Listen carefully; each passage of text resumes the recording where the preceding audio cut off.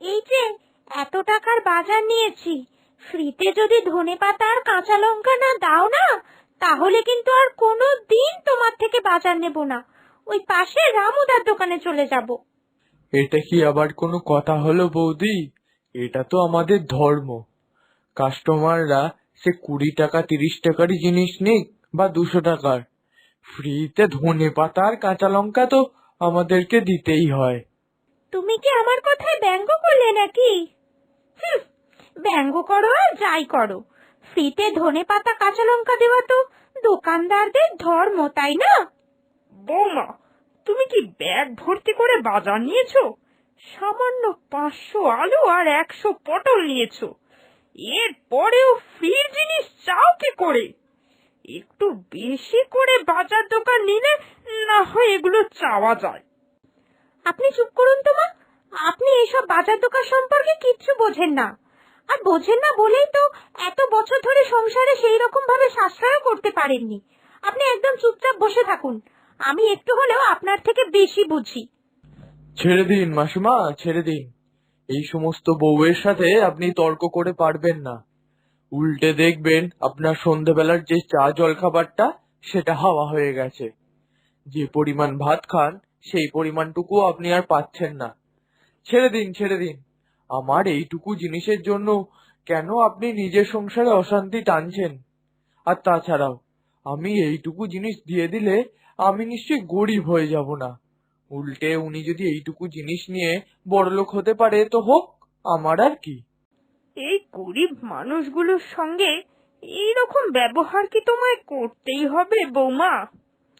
সব জায়গায় দরদাম করা চলে না। কোথায় গো, যখন তুমি বড় বড় শপিং মলে কেনাকাটা করতে যাও, তখন তো তোমাকে দরদাম করতে দেখি না। উল্টে বরং বেশি টাকা দিয়ে আসো ট্যাক্সের চক্করে পড়ে। তাহলে এখানে 2 টাকা বেশি দিতে তোমার এরকম ক্ষতি কি হচ্ছে? আপনাকে বলেছি না যে আপনি এইসব ব্যাপারে কিছু বোঝেন না, একদম চুপচাপ থাকুন। তাও আপনি মুখের উপরে সমানে কথা বলে যান আমার। মা, আমি কিন্তু বলে দিচ্ছি, আমার মাথাটা যদি একবার গরম হয়ে যায় না, তাহলে তো আপনি খুব ভালো করে জানেন যে আমি কি করতে পারি। না না না, এই রাস্তাঘাটে তোমার মাথা গরম করে আর লাভ নেই।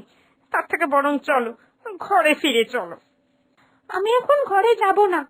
আপনি ধরুন এই বাজারগুলো নিয়ে আপনি যান, আর রান্নাটা বসিয়ে দেবেন। সামনের মাসে আমার মাসির মেয়ের বিয়ে, একটু তো সাজগোজ করে যেতে হবে।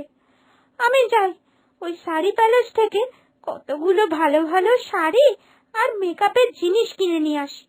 আপনি বাড়ি যান। আর হ্যাঁ, রান্নাতে কিন্তু দেরি করবেন না। আমি বাড়ি গিয়েই খেতে বসবো।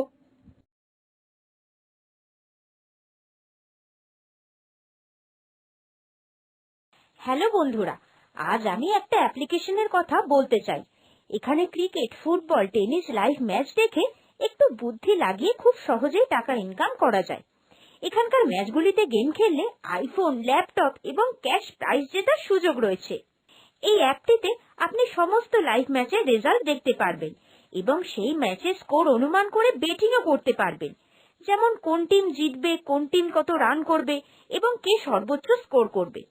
এছাড়াও এখানে রয়েছে বিভিন্ন ধরনের গেম।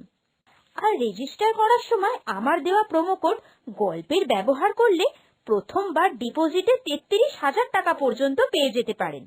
আপনি সহজেই পেটিএম, ব্যাংক এবং অন্যান্য সহজ পদ্ধতির মাধ্যমে আপনার জেতা টাকা তুলতে পারেন। তাহলে আর দেরি কিসের? ডেসক্রিপশনের লিংক প্রোমো কোড পিন করা আছে। প্রোমো কোডটি ব্যবহার করুন আর ক্যাশ প্রাইজ জিতুন। আরে রমলা যে, অনেক দিন পর দেখা হলো। তা তুমি বাজারে গিয়েছিলে একা? এই বয়সে কেন তুমি বাজারে যাও? তোমার বৌমাকে নিয়ে যেতে পারো তো। রাস্তাঘাটে একা কখন কি হয়ে যায় বলা তো যায় না, না? বৌমার সাথেই তো গিয়েছিলাম। বৌমার সামনের মাসে মাসতুতু দিদির বিয়ে। কিচ্ছু কেনাকাটি করেনি জানো এখনো অব্দি মেয়েটা। তাই আমি জোর করে ওকে কেনাকাটা করতে পাঠালাম আর বললাম, তুমি যাও কেনাকাটা করে আনো, কোনো চিন্তা নেই, আমি ঠিক বাড়ি পৌঁছে যাব। ও কিছুতে আমায় একা ছাড়ছিল না। আমি ওকে জোর করে পাঠালাম। থাক থাক গো রমলা, শাক দিয়ে আর মাছ ঢাকার চেষ্টা করো না। তোমার বৌমার স্বভাব চরিত্র তো এই গাঁয়ের আর কারো জানতে বাকি নেই। এক নম্বরের ঝগড়াটে মহিলা। জানি না বাপু, কোন কুক্ষণে তোমার ছেলে ওকে বিয়ে করে ঘরে তুলেছিল। হুঁ, তোমাদের জীবনটা একেবারে নষ্ট হয়ে গেল ওই মেয়ের পাল্লায় পড়ে। না গো, আমার বৌমা মোটেই খারাপ নয়। তুমি যতটা বলছো অতটাও নয়। আসলে এখনকার মেয়ে তো চট করেই একটু মাথাটা গরম হয়ে যায়, বেশিক্ষণ ধৈর্য ধরতে পারে না। তাই জন্যই তোমাদের ওই রকম মনে হয়। মনের দিক থেকে কিন্তু ও খুব ভালো। আমার বৌমা হলো নারকেলের মতো। বাইরেটা যতটা শক্ত আর যতই বাজে হোক না কেন, ভেতরটা কিন্তু ধপধপে সাদা আর নরম। খুব মিষ্টি একটা মেয়ে। তোমরা তো সেইভাবে মেশোনি, তাই ওর সম্পর্কে সবটা জানো না। কি জানি, তুমি সব সময় থাকো, তুমিই বলতে পারবে যে তোমার বৌমা কেমন। তুমি ভালো থাকলেই ভালো, পাড়ার লোকের আর কি আসে যায়। পাড়ার লোক যেটা দেখেছে শুধু সেটাই বলছে। আমি আসি গো, দেরি হয়ে যাচ্ছে। সাবধানে বাড়ি ফিরো কেমন।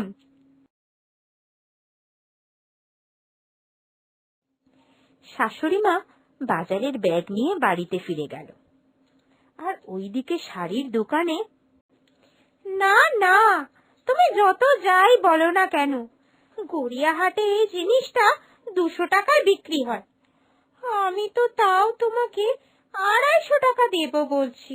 হুম, তাও তুমি আমায় দিতে চাইছো না। তুমি কিন্তু বড্ড নিষ্ঠুর হয়ে গেছো গো। গড়িয়াহাট থেকে যখন এই জিনিসটা 200 টাকায় পাবে, তাহলে আর আমার দোকানে এসছো কেন? যাও, গড়িয়াহাট থেকেই কিনে নাও। অমলদা, তুমি আমার সঙ্গে এইরকম ব্যবহার করতে পারলে তো?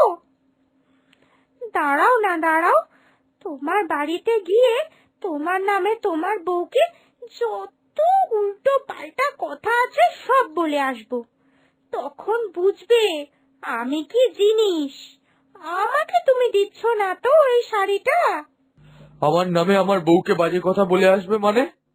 হুম, আমার বউকে তুমি বলবেটা কি?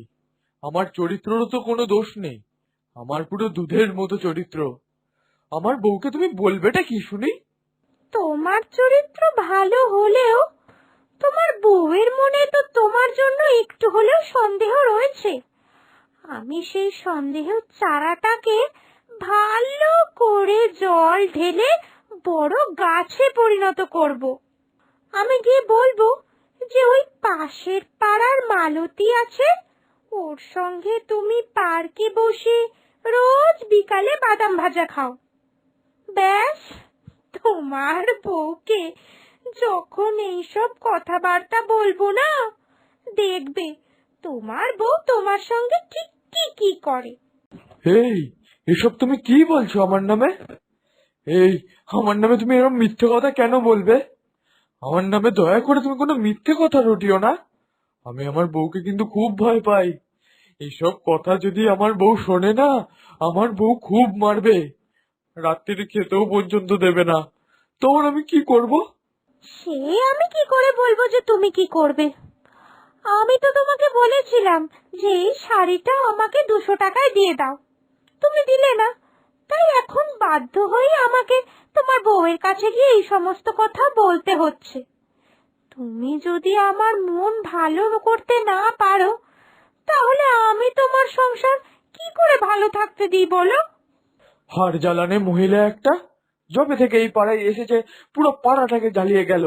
এই ধরো ধরো তো তোমার শাড়ি। এই শাড়িটা নিয়ে তুমি আমার দোকান থেকে বিদায় হও তো দেখি। আর জীবনেও যেন তোমাকে আমার দোকানের আশেপাশে না দেখি। তোমার মতো কাস্টমার আমার দোকানে আসার থেকে আমার দোকানে মাছি দাঁড়াবো সেও আচ্ছা। সেই দিলেই তাহলে শাড়িটা। শুধু শুধু কথা বলে এতটা শক্তি অপচয় করলে। তোমাদেরকে না ভালো কথায় বললে তোমরা কিছুতেই শোনো না। আসলে কথায় আছে না, সোজা আঙুলে ঘি না উঠলে আঙুলটা একটু বেঁকাতেই হয়। সেই হয়েছে তোমাদের অবস্থা। আর আমি কেন আসবো না বলো তো? তোমার মতো শাড়ি বিক্রেতা এই তল্লাটে আর একটাও আছে? তুমি তো আমার মিষ্টি অমলদা। শাড়ির প্রয়োজন পড়লেই তোমার দোকানে আমি আবার আসবো। আজ চলি গো। এই যে মাসিমা, আপনাকেই বলছি, আপনার গাছের পাতা কেন আমার বাড়িতে পড়বে? হ্যাঁ, রোজ রোজ আমাদেরই তো ঝাঁট দিতে হচ্ছে। গাছ পোতার যখন এতই ইচ্ছা, তাহলে রোজ এসে আমাদের উঠোনটা ঝাঁট দিয়ে যাবেন। মামা বাড়ির আবদার যেন আমি গিয়ে নাকি ওনার উঠোন ঝাঁট দেব? বলি, গতরে কি আমড়া পোকা ধরেছে নাকি? নিজের উঠোন নিজে ঝাঁট দিতে পারছো না বলে এখন খালি এর ওর গাছের দোষ দিচ্ছ। গাছ আছে, পাতা তো একটু পড়বেই, কোমরটা বাঁকিয়ে তো ঝাঁট দেবেই। আমার পাতাগুলো না হয় একটু ঝাঁট দিয়ে দিলে। আমার শাশুড়িকে ভোলে ভালা পেয়েছো বলে যে আমিও আমার শাশুড়ির মতো চুপচাপ মুখ বুজে সব সহ্য করে নেব, এই কথা ভাবনাও তোমার ভুল। হয় গাছ কাটবে, না হয় আমার উঠোন ঝাঁট দিয়ে যাবে তুমি। গায়ে পড়ে ঝগড়া করো না তো বৌমা। কি করে যে তোমার শাশুড়ি তোমায় সহ্য করে জানি না। একটুখানি গাছের পাতায় না হয় পড়েছে, তার জন্য তুমি এরকম আচরণ করবে? আমরা হলাম তোমার প্রতিবেশী, দরকারে অদরকারে আমরাই তো তোমাদের সাহায্য করব। অমন প্রতিবেশীর কেতায় আগুন।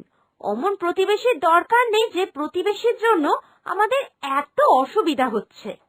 পাতা তোমার ভাতের হাঁড়িতে পড়েছে নাকি ভাতের পাতে পড়েছে? পাতা তো উঠোনেই পড়েছে। এত কথা তুমি শোনাচ্ছ কিসের জন্য? এখন মুখ খুলবো? আমি মুখ খুলবো? রোজ সকালবেলা আমার গাছ থেকে যে ফুল চুরি করে তুমি নিয়ে যাও, তার বেলা? আর ওই গাছের পাতা পড়েছে বলে তুমি এত কথা শোনাচ্ছ? ফুল নিতে দোষ লাগে না, তাই না? পাতা পড়লেই দোষ হয়ে যায়। গাছ তো শুধুমাত্র আপনার এলাকাতেই আর থেমে নেই, গাছ আমার বাড়ির এলাকাতেও ঢুকে পড়েছে। আমার দিকে যে ডালগুলো আসে, সেই ডালগুলো থেকে আমি ফুল তুলি। এতে আর দোষের কি আছে? আপনি এই দিক থেকে ডাল সরিয়ে দিন, তাহলে আমি আর ফুল তুলতে যাব না আপনার বাড়ি। ঝগড়াটে মহিলা একটা, গায়ে পড়ে খালি ঝগড়া করে। কাটবো না, কাটবো না আমি গাছ, দেখি তুমি কি করতে পারো। আর গাছের পাতা পড়লে যে তোমার উঠোন পরিষ্কার করে দিয়ে আসবো, এই কথাটাও তুমি মাথা থেকে একদম ঝেড়ে ফেলে দাও। কিচ্ছু করব না আমি, এই গাছ গাছের জায়গাতেই থাকবে। তোমার সঙ্গে কথা বলা মানে সময়টা নষ্ট করা। চললাম আমি।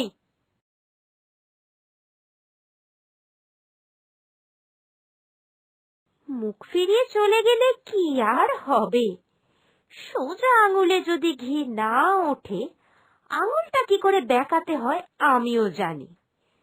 দেখো এবার তোমার গাছের আমি কি অবস্থা করি। সেই দিন রাত্রেই লোক লাগিয়ে সেই বৌমা গাছ কেটে ফেলল। আর পরের দিন, পাগল মহিলা একটা, আমার গাছটা তুমি কেটে দিয়েছ। আমি তো আপনাকে বলেইছিলাম যে আমার কথা না শুনলে আমি ঠিক এইরকমই কিছু একটা করব। আপনি আমার কথা শোনেননি, আমার অসুবিধার কারণ হয়েছে, তাই আমি আমার অসুবিধার কারণটাকে জাস্ট সরিয়ে দিয়েছি। তোমার কথা তো এই গ্রামের প্রত্যেকেই জানে। এই গ্রামে তোমার কম বদনাম নেই। এই গ্রামের প্রত্যেকটা মানুষ যদি তোমার বিরুদ্ধে হয় না, তাহলে বুঝতে পারছো তোমার কি অবস্থা হবে। যা ইচ্ছা হয় আপনি করুন। আপনারা এখনো অবধি বুঝে উঠতে পারেননি যে আমি সবার জন্য ঠিক কতটা ভয়ঙ্কর। তাই এইসব ফাঁকা হুমকি না অন্য কোথাও দেবেন, আমায় নয়। এখন জানতো কি দরকার বৌমা, কি দরকার? এইরকম ভাবে সকলের সঙ্গে ঝগড়া অশান্তি করার কি কোনো কারণ আছে? ছেড়ে দাও না। তুমি জানো, লোকেও আমায় তোমার জন্য অনেক কথা শোনায়। আপনি লোকের কথা শোনেন কেন? কানে তুলো দিয়ে বসে থাকবেন, আর না হলে এক কান দিয়ে ঢোকাবেন, অন্য কান দিয়ে বের করে দেবেন। আপনি শোনেন এদের কথা, এটা আমার তো কিছু করার নেই। অনেক শুনেছে লোকে তোমার কথা, এইবারে তোমার অবস্থা আমরাই ঠিক করে দেব। অনেক জ্বালিয়েছো তুমি আমাদেরকে। হ্যাঁ, জানো ওদের উঠোনে আমার গাছের দুটো পাতা পড়েছিল বলে এই বজ্জাত মহিলা কি করেছে, রাতের আধারে আমার গাছটাই কেটে দিয়েছে। হ্যাঁ, আর আমার বরের নামেও তো উল্টো পাল্টা রটিয়ে আমার বরের থেকে কম দামে জিনিস কিনে নিয়েছে। এই বাজারে যদি এইভাবে লোকসান করাতে থাকে এই মহিলা, তাহলে কি করে চলবে বলো তো? আজকে একে হাতে নাতে ধরেছি, কেউ ছাড়বো না। মারো মারো এই মহিলাকে, মারো মারো আরো মারো, মারো একে। এরপর তাকে সবাই মিলে মারধর করে চলে গেল, আর শাসিয়ে গেল যে কোনো দিন যদি গ্রামের কারোর সঙ্গে সে উল্টোপাল্টা কিছু করে, তাহলে তার স্থান হবে সোজা পাগলা গারদে। সবাই মিলে এই গ্রাম থেকে তাকে বের করে দেবে। দেখলে তো বৌমা, আমি তোমাকে বারবার বারণ করেছিলাম উল্টোপাল্টা কিছু করো না। গ্রামের সবাই যখন খেপে যাবে একসঙ্গে, তখন তুমি কিছুতেই আর শেষ রক্ষা করতে পারবে না, নিজেকে সামলাতে পারবে না তুমি তাদের হাত থেকে। সত্যি কথাই বলেছেন মা আপনি। তখন যদি আপনার কথা শুনতুম, তাহলে আর এত কষ্ট পেতে হতো না। ওরে বাবা গো, কি ব্যথা! সারা গা হাতে খুব ব্যথা।